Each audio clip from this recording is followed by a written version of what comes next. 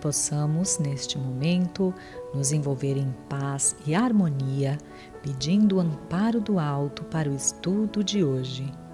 O Mestre, quando esteve encarnado entre nós, nos disse: conhecereis a verdade, e a verdade vos libertará. Nos coloquemos, então, na posição do humilde aprendiz, diante dos conteúdos das aulas de hoje, para melhor compreendermos e exercitarmos. Graças a Deus.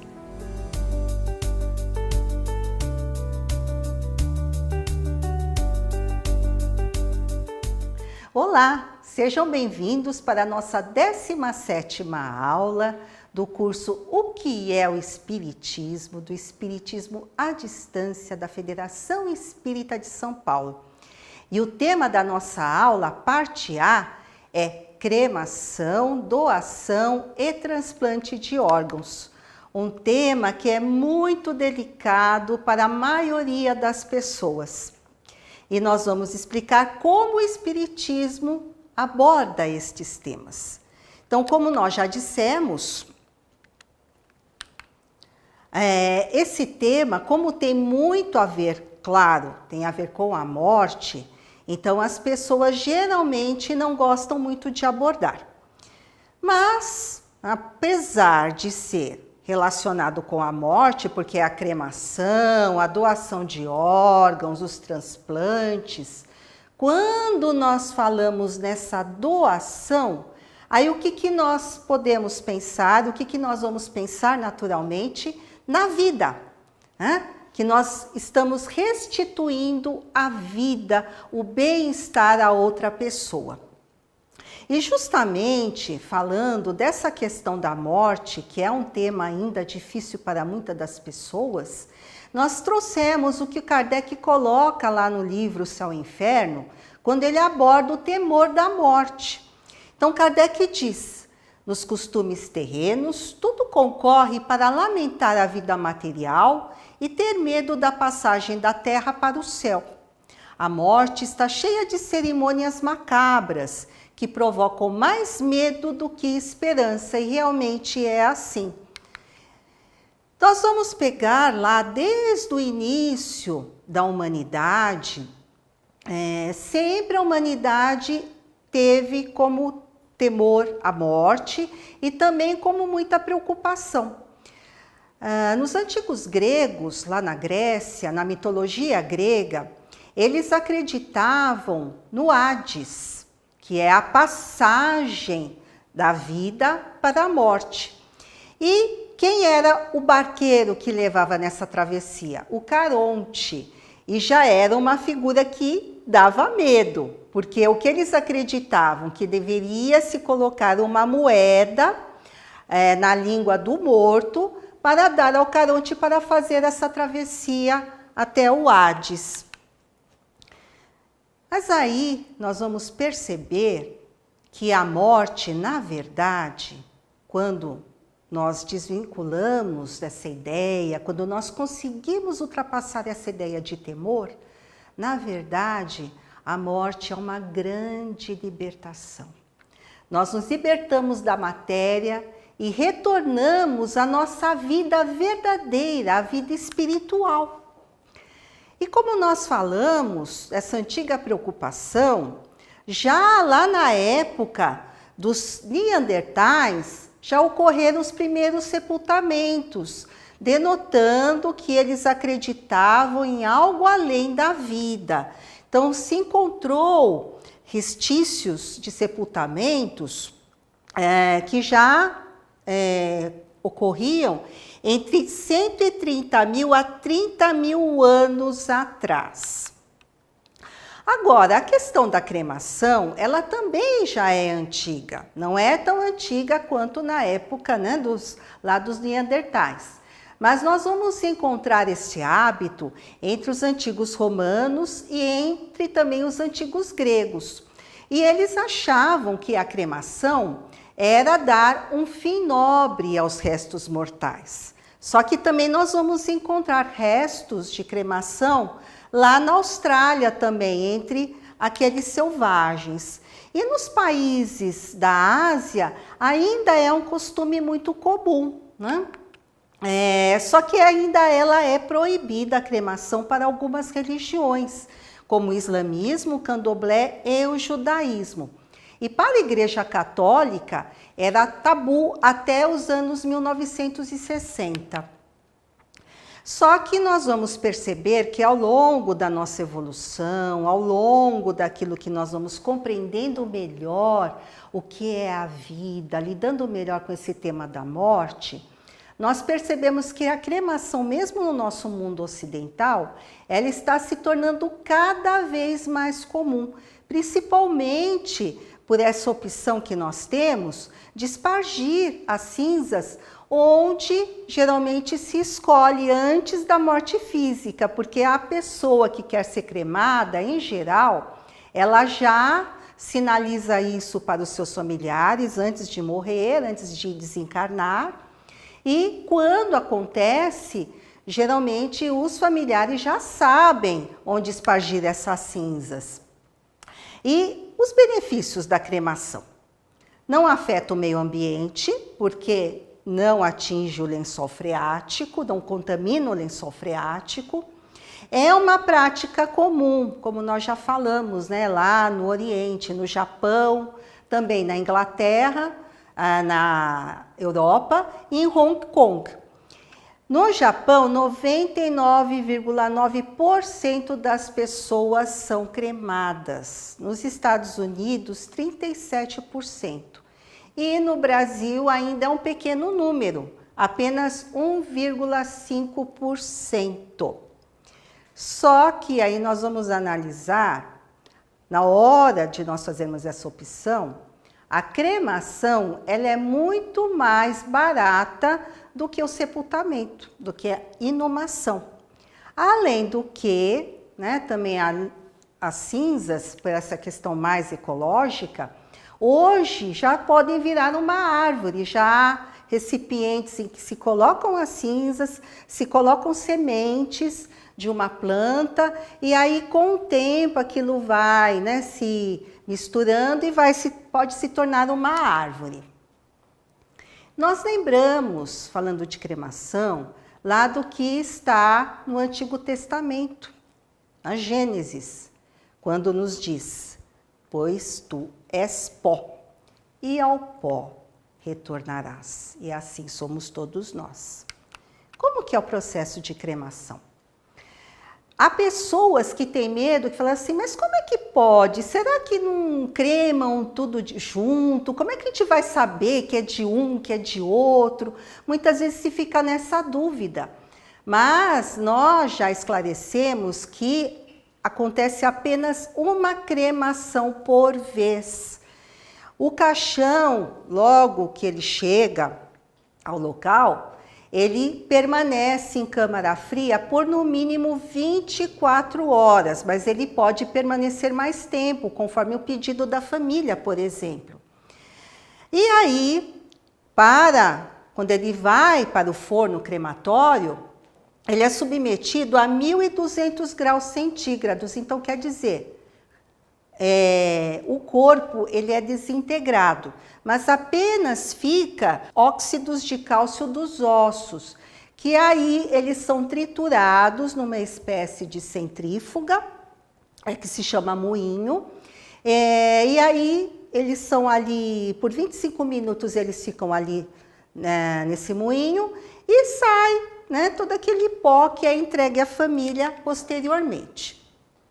Agora, já que nós demos um âmbito geral à cremação, como que a doutrina espírita encara a cremação? Finalmente, né? Vamos abordar. Primeira questão, muitas pessoas se perguntam, muitas pessoas têm essa dúvida. Essa cremação, ela pode ser prejudicial ao espírito? Será que pode mesmo? E aí nós recorremos a Emmanuel, que aborda essa questão no livro Consolador. Emmanuel diz: na cremação, faz-se mistério exercer a piedade com os cadáveres, procrastinando por mais horas o ato de destruição das vísceras materiais, pois, de certo modo, existem sempre muitos ecos de sensibilidade entre o espírito desencarnado e o corpo, onde se extinguiu o todos vital, nas primeiras horas sequentes ao desenlace. E no livro dos hippies aos problemas do mundo, e também no antigo programa Pinga Fogo, quando o Chico Xavier foi questionado a respeito disso, e Emmanuel lhe passou a resposta, ele disse que nós, para que não aconteça esse choque repentino ao espírito, é bom que se respeitem 72 horas após o desencarne. Então, geralmente, nós espíritas, quando temos alguém da família, ou então mesmo quando nós desencarnamos e pedimos que sejamos cremados, também nós pedimos que se esperem no mínimo 72 horas, que é o que Emmanuel pede. Como que se dá o processo de desencarne, então, para que nós possamos entender? Então, nós vamos lá pegar o que está escrito no Livro dos Espíritos.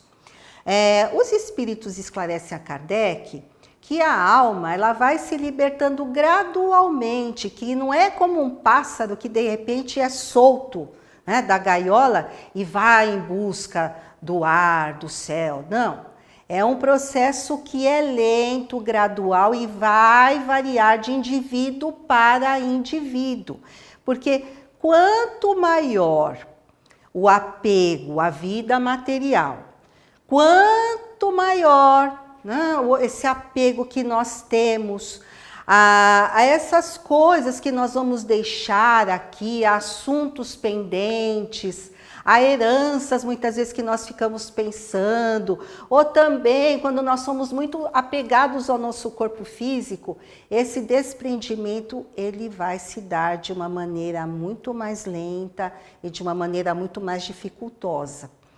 E também uma coisa importante que nós vamos retomar um pouco mais para frente quando nós falarmos do outro assunto. Eles dizem a Kardec que na agonia a alma já pode ter deixado o corpo. Vamos lembrar disso mais para frente. E a escolha pela cremação, como que nós podemos fazer? Nós podemos já fazer em vida, registrar em cartório esse pedido, essa vontade, ou então deixarmos bem claro para os nossos familiares que nós queremos ser cremados.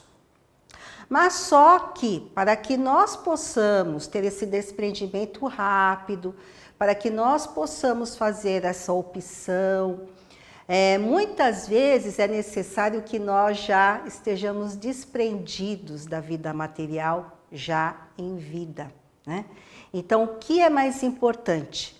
Esse cultivo das virtudes, o cultivo do desprendimento. E como nos coloca Richard Simonetti no livro Quem Tem Medo da Morte. Em qualquer circunstância de nossa morte, libertemo-nos prontamente, sem traumas, sem preocupação, com o destino de nosso corpo. Então, isso nós só conseguimos quando nós nos desprendemos da vida material. E aí, esse desprendimento já passa pelo quê? Pela doação dos nossos órgãos, que é o nosso próximo assunto. Também a doação de órgãos, os transplantes, já é algo que é abordado há muito tempo na nossa antiguidade. E também, na Igreja Católica, nós temos 2 santos da Igreja Católica que também se diz que eles fizeram o primeiro transplante na antiguidade, que foi Cosme e Damião, 2 irmãos gêmeos, médicos, muito dedicados à humanidade, às pessoas, e eles faziam questão de colocar a sua medicina em exercício aqueles que não podiam pagar. Eles colocavam na máxima, Dai de graça o que de graça recebestes. E por esta questão, eles foram perseguidos e mortos pelo imperador Diocleciano. Agora, a história moderna dos nossos transplantes. O termo ele foi criado em 1778 pelo britânico John Hunter, né, que ele era um membro da Marinha Mercante e ele fazia experimentos com animais. Os primeiros transplantes de córnea aconteceram em 1905. O aperfeiçoamento dos bancos de sangue, porque o sangue também ele é considerado como se fosse um transplante. Eles apareceram em virtude da necessidade da Primeira Guerra Mundial. E os enxertos de pele também já começaram a acontecer em 1920. O primeiro transplante de rim bem-sucedido ocorreu em 1954. Antes houve tentativas, mas não foram bem-sucedidas. E o primeiro transplante cardíaco, que este foi muito noticiado, muitas pessoas lembram, aconteceu na cidade do Cabo, na África, em 1967, pelo cirurgião Christian Barnard. E no Brasil, 6 meses depois, pelo cirurgião Euríclides Zerbini, aqui no Hospital das Clínicas em São Paulo também. E esses 2 primeiros transplantes cardíacos, logo depois as pessoas desencarnaram. Aqueles que receberam os corações, eles desencarnaram, porque não haviam drogas para evitar a rejeição, né? As drogas imunossupressoras, que hoje já atingiram um bom patamar. Então, hoje é muito difícil haver uma rejeição de órgãos, né, por conta deste avanço. E a nossa legislação, o que ela diz a respeito dos transplantes? Ela é regulamentada por 2 leis, né, de 1997 e outra de 2001, que diz a doação de órgãos de doador vivo por familiar até o 4º grau de parentesco, que pode acontecer quando acontece entre vivos, né, esse primeiro caso. Então, é o caso de um rim, de metade do fígado, né, de um pequeno pedaço do fígado que pode ser doado, medula óssea. Agora, quando o doador é falecido, aí há que haver autorização de familiares até o 2º grau de parentesco, mediante um termo de autorização de doação, né? E o mês de setembro é conhecido como o Setembro Verde, de estímulo à doação de órgãos, por conta do Dia Nacional de Doação de Órgãos, que foi fixado como dia 27 de setembro. E o objetivo da campanha, até hoje, né, essa campanha foi lançada em 2016, é estimular a doação de órgãos, para atingir o índice de 14 doadores para 1 milhão de receptores. Porque o nosso Brasil aqui ainda perde essa questão dos transplantes, da doação de órgãos para muitos outros países. Na América Latina ele é o campeão, mas para outros países do mundo ele perde, porque ainda 44% das famílias brasileiras negam a doação de órgãos dos seus familiares quando estes desencarnam. Então, por isso, essa grande importância da conscientização da família, né? Principalmente quando nós temos essa vontade expressa de doar os nossos órgãos às pessoas. Então, vamos conscientizar a nossa família, para que quando nós desencarnarmos, eles venham e façam isso, por conta da nossa afetividade, do amor que sentem por nós e principalmente para honrar a nossa passagem pela Terra, né? Quem pode doar?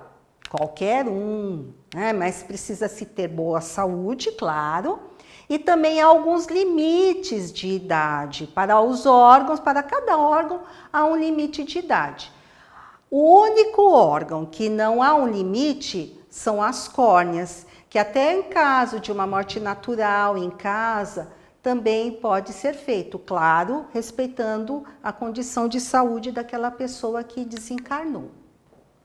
Para constatar a morte do doador, porque também é uma outra questão, muitas pessoas perguntam, mas será que a pessoa está realmente morta? Como é que vai saber, né? E até os médicos também, eles dizem que para se constatar a morte física é preciso de uma especialização.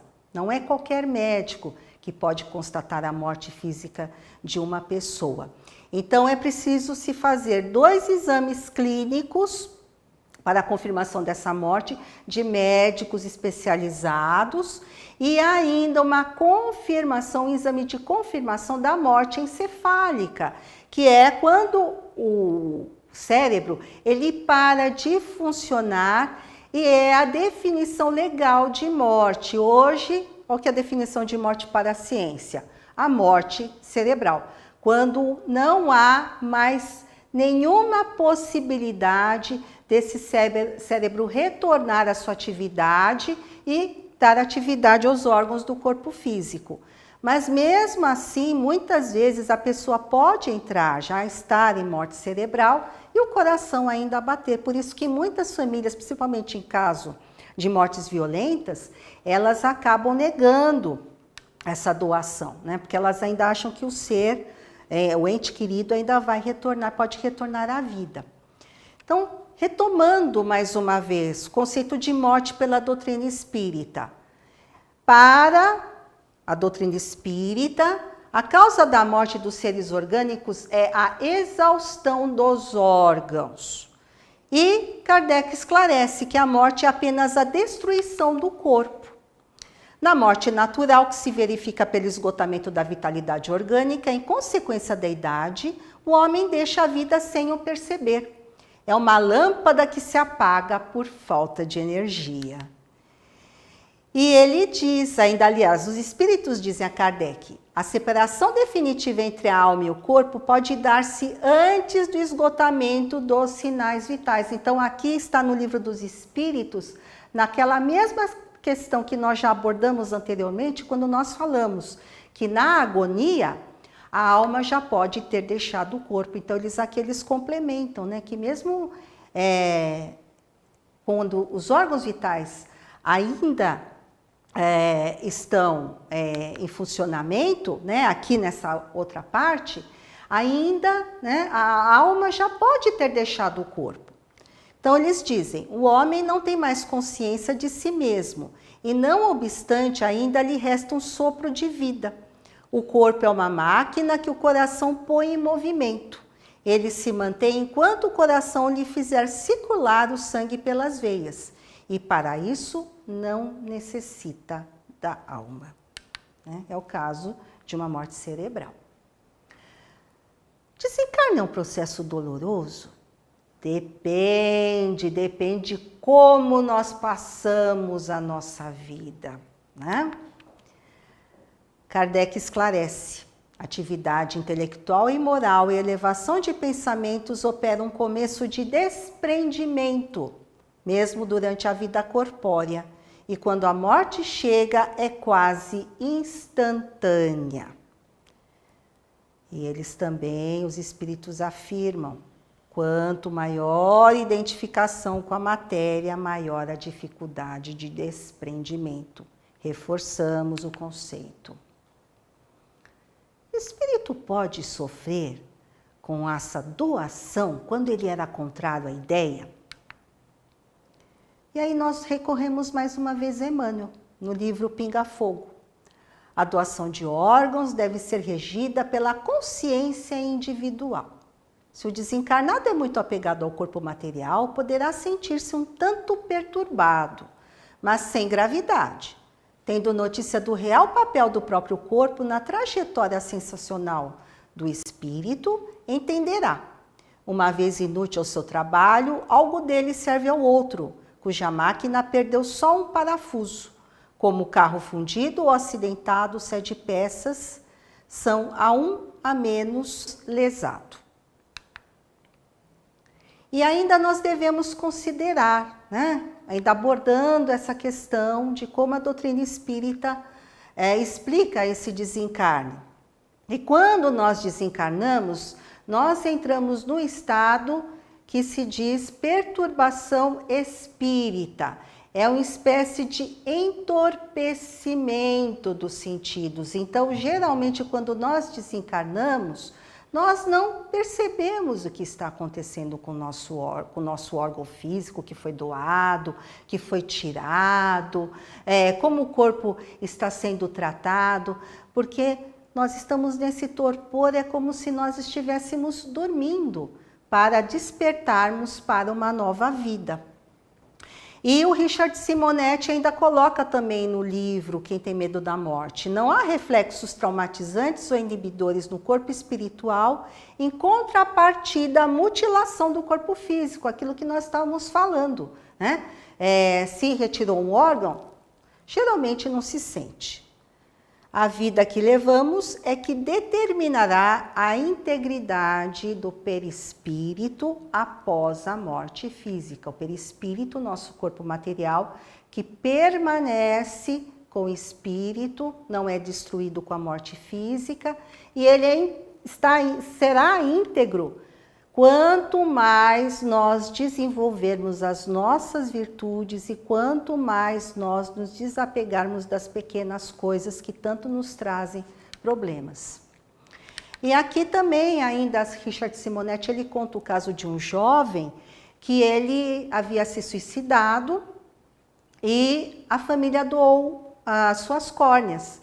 E depois de um tempo, no plano espiritual, passando mal, né, por conta do suicídio, ele percebeu que houve um tampão, que ele havia se dado um tiro no coração, ele percebeu que tinha um tampão, né, cessando a hemorragia. Então ele diz: eu que não fizera bem aos outros, que me omiti sempre na hora de servir, compreendi que o bem, mesmo feito involuntariamente por uma pessoa morta, é capaz de revigorar-nos as forças da existência. Então, é um abençoado auxílio, né? E nós perguntamos: que destino que nós damos às roupas que nós não usamos mais? Nós deixamos no guarda-roupa, nós jogamos no lixo, né? Deixamos para as traças comerem. E para o doador é uma nova oportunidade de vida, né? Como nos diz Joana de Ângeles, o transplante de órgãos concede a oportunidade de prosseguimento da existência física, na condição de moratória, através da qual o espírito continua o périplo orgânico. E quando há, né, esse aparente insucesso, uma rejeição de órgãos, o que acontece? Joana de Ângeles também nos diz: as ocorrências normais de insucesso estão perfeitamente desenhadas no mapa das ocorrências da lei de causa e efeito moral, que ainda predomina no paciente, impedindo-lhe a atual recuperação. E como nós já falamos, esses casos hoje estão cada vez mais raros, né? Mas ainda acontecem por conta justamente disso. E para nós encerrarmos, nós trouxemos aqui a mensagem de um doador anônimo que está lá no site do Conselho Federal de Medicina, que traduz essa nossa ideia, né, dessa doação, dessa disponibilidade em auxiliar no nosso próximo, já, né, que nós já não vamos mais servir desse corpo que foi tão bom para nós enquanto nós estávamos vivendo a nossa vida, encarnados, porque nos possibilitou cumprirmos as nossas missões. Então aí ele diz: não chamem o meu falecimento de leito da morte, mas de leito da vida. Dei-me a visão ao homem que jamais viu o raiar do sol, o rosto de uma criança ou o amor nos olhos de uma mulher. Dei meu coração a uma pessoa cujo coração apenas experimentou dias infindáveis de dor. Dei meu sangue ao jovem que foi retirado dos destroços de seu carro, para que ele possa viver para ver os seus netos brincarem. Dei os meus rins às pessoas que precisam de uma máquina para viver de semana em semana. Retirem meus ossos, cada músculo, cada fibra e nervo do meu corpo e encontrem um meio para fazer uma criança inválida caminhar. Explorem cada canto do meu cérebro. Retirem minhas células, se necessário, e deixem-nas crescerem para que um dia um menino mudo possa gritar em um momento de felicidade, ou uma menina surda possa ouvir o barulho da chuva de encontro à sua janela. Queimem o que restar de mim e espalhem as cinzas ao vento, para ajudarem as flores brotarem. Se tiverem que enterrar algo, que sejam meus erros, minhas fraquezas e todo o mal que fiz aos meus semelhantes. Dei minha alma a Deus. Se por acaso desejarem lembrar-se de mim, façam-no com ação ou palavra amiga a alguém que precise de vocês. Se fizerem tudo o que pedi, estarei vivo para sempre. E aqui a nossa fixação de aprendizagem, as 3 perguntas. A cremação pode trazer algum prejuízo ao espírito? Quais cuidados devemos ter para realizá-la? Como preparar-nos bem para a morte física? E a terceira, porque a doação de órgãos é um ato de amor. Aqui a nossa bibliografia, O Céu e o Inferno, o Livro dos Espíritos, o livro Dias Gloriosos, psicografia de Divaldo Pereira Franco, por Joana de Ângeles, Richard Simonetti, Quem Tem Medo da Morte, O Consolador, com psicografia de Francisco Cândido Xavier, autoria espiritual de Emmanuel. E para nós encerrarmos e relembrarmos, né? Passarmos tudo aquilo que nós já reforçamos durante a nossa aula, lembrando de Jesus, quando Ele nos ensina. E assim, tudo o que quereis que os homens vos façam, fazei-o também vós a eles, porque esta é a lei e os profetas. Então, que possamos doar sempre o melhor de nós, a nossa vida, porque somente quando nós doarmos tudo de nós mesmos é que nós vamos realmente ascender aos céus e ascender até os espíritos superiores que nos aguardam pacientemente. Que Jesus nos ilumine. Muita paz a todos.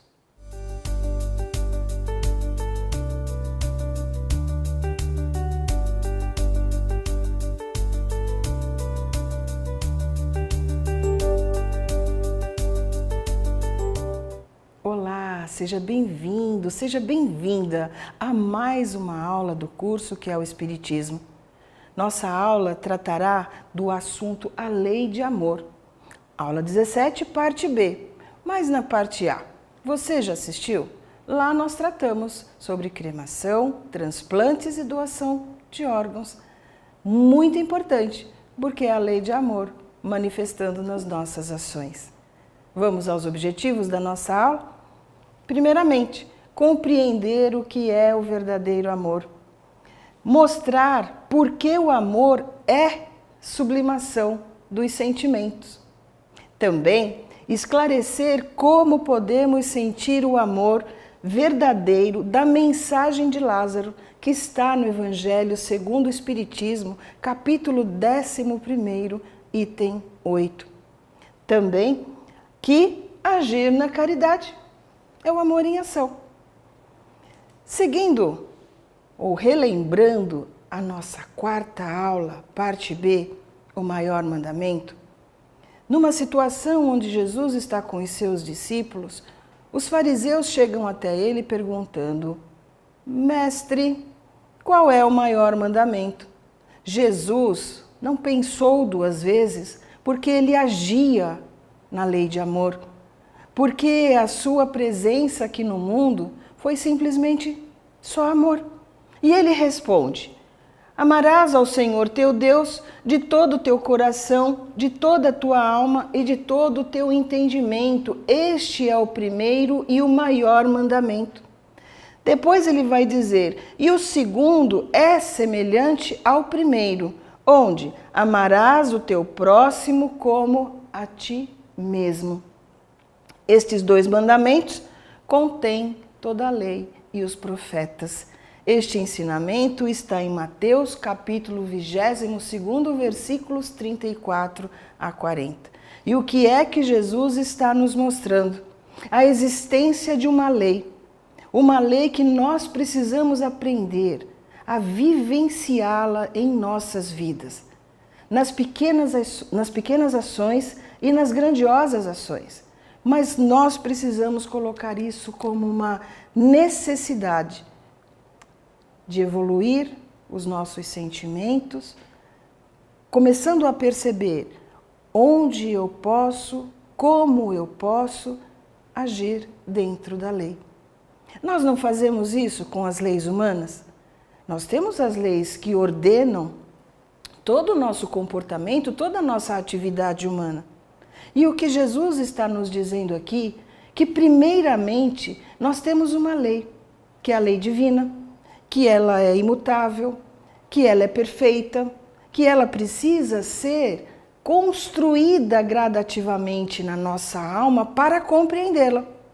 Por isso a necessidade de agirmos todos os dias das nossas vidas, refletindo cada ação. O que é que eu preciso para melhorar os meus sentimentos, os meus desejos, porque tudo isso é movido pela vontade.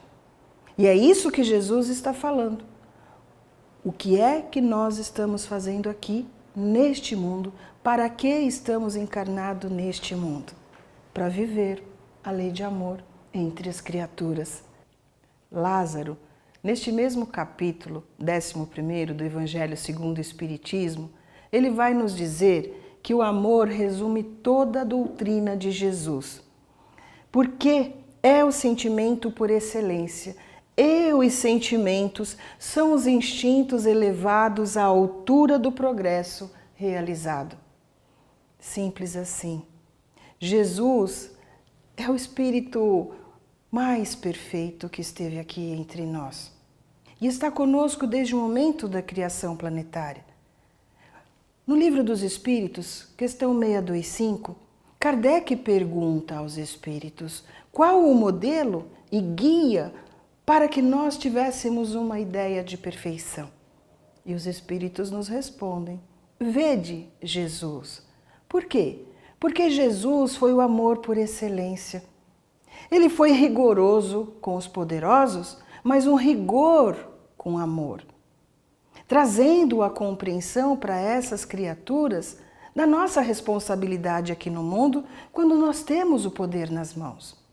Também Jesus amparou todas as criaturas que o buscavam para socorrê-lo, para que fossem acolhidas nas suas dores, nas suas necessidades. Irmãos que estavam na penúria material, sofrimentos de toda a ordem. E nós sabemos como era aquela época, onde a pobreza era muito maior, muito mais intensa, e a separação entre as criaturas também era uma verdade. E o Mestre acolhe essas criaturas, ele ampara, ele orienta, ele mostra o valor que estas criaturas precisam ter e compreender este valor nesta dimensão aqui, deste mundo, construindo em sua intimidade espiritual o reino dos céus que ele veio trazer para nós. Ele expulsou demônios, como eram conhecidos naquela época. Ele curou, ele não escolheu absolutamente ninguém para quem ele oferecesse o amor. Por isso ele é o nosso modelo. Por isso nós precisamos começar a estudar, a compreender os seus ensinamentos, porque será a vivência no amor. Lázaro ainda nos diz que o amor, então, é lei divina. Nos diz? Não. Ele afirma que é uma lei divina e que todos nós fomos criados na simplicidade de sentimentos e na ignorância, porque nós teríamos ainda que conhecer e gradativamente neste conhecimento e neste sentimento, equilibrando estas duas possibilidades de evolução da alma, nós desenvolveríamos um caminho certinho para a destinação que cada criatura tem à sua frente, que é a felicidade e a perfeição. Lembram-se das bem-aventuranças, onde Jesus nos convida a sermos felizes, a sermos pacíficos, a sermos amorosos, a sermos compreensivos, tolerantes. Jesus está nos dando um receituário para vivenciarmos aqui neste mundo a lei de amor. Lázaro vai nos dizer que no seu ponto de partida o homem só tem instintos.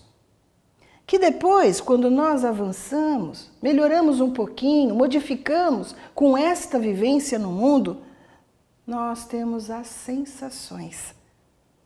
Mas as sensações com a instrução e a purificação do sentimento, a purificação vai nos levar a desenvolver sentimentos.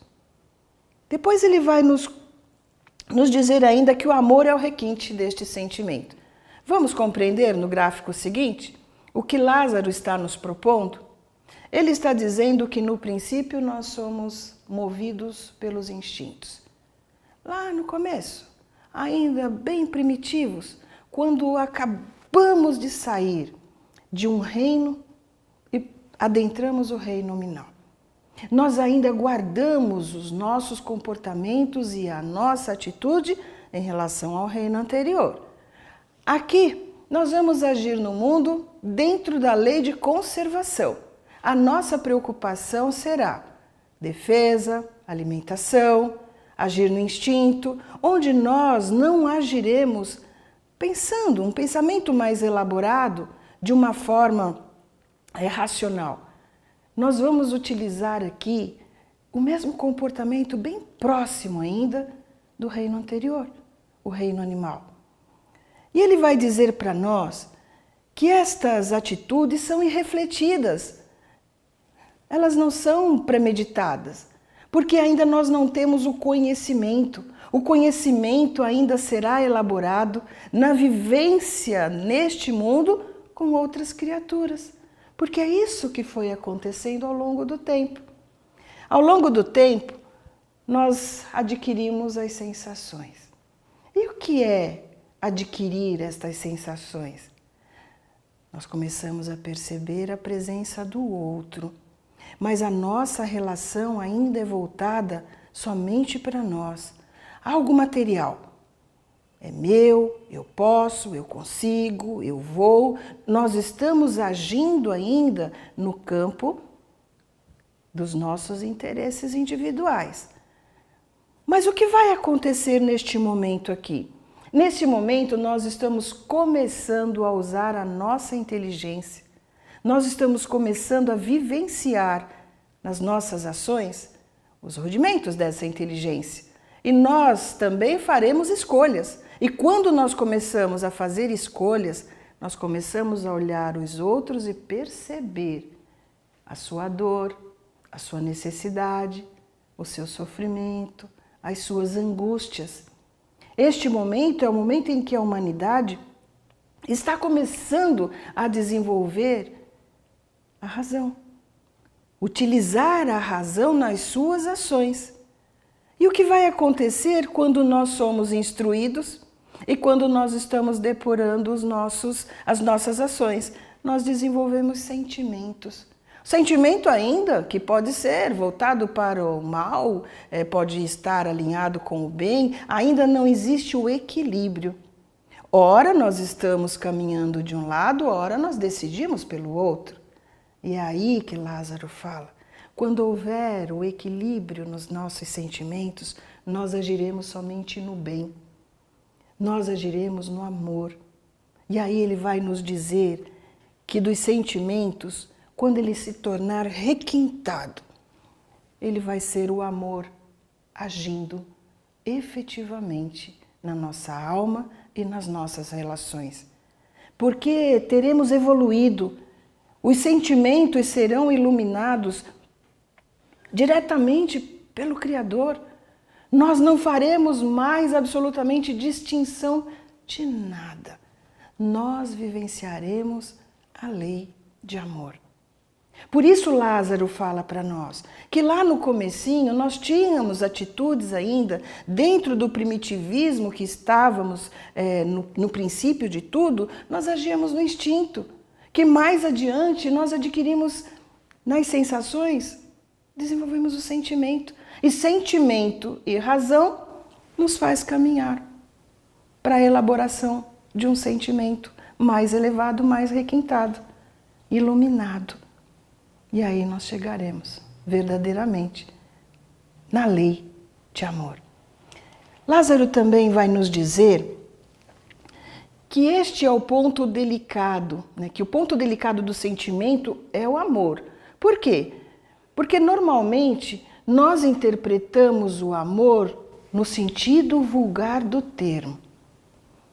Dá para imaginar que nós falamos num primeiro momento que amamos uma pessoa e num segundo momento nós estamos maltratando, julgando, nós estamos condenando, excluindo essas pessoas das nossas relações? Por isso que ele fala que não é no sentido vulgar, não é da forma que nós acreditamos que seja o amor. Por quê? Porque o amor, ele vai nos dizer que é um sol interior, olha só, que ilumina, que clareia as nossas ações na relação com o mundo encarnado e com os desencarnados. Nós sairemos da matéria, das coisas aqui deste mundo, das sensações e agiremos somente no amor. Mas amor verdadeiro, amor construído, amor edificado no bem, buscando a compreensão do que é este amor. Não é um amor agora e depois não amo mais. Também, no nosso livro, né, do curso que é o Espiritismo, nós temos a seguinte orientação. Para que nós aprendamos, né, a vencer a nossa própria inferioridade. Porque este sol interior, ele só será luz quando nós eliminarmos da nossa alma esses sentimentos tão dúbios, tão antagônicos, tão diferentes, nada relacionado com o amor. Também eles no livro nos diz que nós precisamos auxiliar ao próximo, porque o amor precisa agir para ser construído somente na ação. E como é que eu construo este amor se eu não agir aqui no mundo, compreendendo, olhando a dor do outro, modificando, às vezes, pensamentos ruins, negativos que nós temos na nossa alma e começar a perceber que nós todos, neste mundo, estamos buscando um objetivo, a nossa evolução. Ainda ele vai nos dizer, neste livro, que nós precisamos começar a ter um estudo edificante. E este estudo edificante são leituras, acesso à internet, conteúdos que nos auxiliem a crescer, a melhorar os nossos sentimentos. Também que nós precisamos todos os dias, como a questão 919 do Livro dos Espíritos, onde Santo Agostinho responde que nós precisamos rever o nosso dia. Como foi? Tivemos oportunidade de fazer todo o bem possível? Tivemos oportunidade de agir, corrigir às vezes coisas que nós fizemos que foram desagradáveis para outra pessoa e que pode até ter transtornado as nossas relações? O sentimento de dever cumprido. Segundo Santo Agostinho, nós precisaríamos ter ao final do dia aquele prazer de um dever cumprido. E certamente nós estaremos caminhando na direção ao amor ao qual Lázaro se refere. E qual é esse amor ao qual Lázaro se refere? É dominar, disciplinar os nossos sentimentos egoísticos num trabalho silencioso dentro da nossa própria alma. Como fazer isso? Seguir os ensinamentos de Jesus ali, onde ele fala para nós. Faça ao outro aquilo que você quer que faça para si. Agir na lei, ou como nós precisaríamos agir na lei de amor, significa substituir a personalidade, aquela atitude egoística que temos em relação às coisas, em relação às pessoas, e fundir todos os seres por este mesmo sentimento. Quando nós estivermos agindo desta forma, Lázaro vai nos dizer que nós extinguiremos todas as misérias sociais, que nós daremos lugar aos sentimentos nobres de fraternidade e respeito pelo semelhante. Começaremos a nos tratar como irmãos. Também ele vai dizer que o homem então ama com amplo amor os seus irmãos em sofrimento, desconhecendo a miséria do corpo e da alma. Queridos irmãos, vivência na lei de amor é um trabalho de construção, gradativo, constante, que a alma precisa empreender na busca desta realização, agindo aqui no mundo, por esta oportunidade que estamos recebendo da reencarnação. Para a fixação da aprendizagem, nós propomos 3 perguntas. A primeira, o que é o verdadeiro amor? A segunda, como superarmos as paixões e as sensações que ainda carregamos? E a terceira, como poderemos sentir esse amor verdadeiro a que a lição se refere? Também deixaremos para você uma breve bibliografia, caso você queira acrescentar aprendizados e tirar dúvidas. E partindo para o encerramento, lembremos uma mensagem belíssima trazida pelo Espírito Joana de Ângeles no livro Jesus e o Evangelho à luz da psicologia profunda, psicografado por Divaldo Pereira Franco. Joana de Ângeles vai nos dizer: Jesus, na condição de peregrino do amor, demonstrou como é possível curar as feridas do mundo e dos seres humanos, com a exteriorização do amor em formas de compaixão, bondade, de carinho e de entendimento. Que nós façamos aqui no mundo a manifestação desta lei em nossas ações, compreendendo que todos nós, aqui encarnados, estamos com o mesmo desejo, com a mesma vontade e com o mesmo propósito de evoluir, de crescer nos nossos sentimentos, para atingir a perfeição que todos nós temos a possibilidade de atingir. Um grande abraço a você que esteve até agora assistindo este vídeo. Que Jesus nos abençoe, ilumine nossa vida, nossa caminhada, hoje e sempre. Graças a Deus.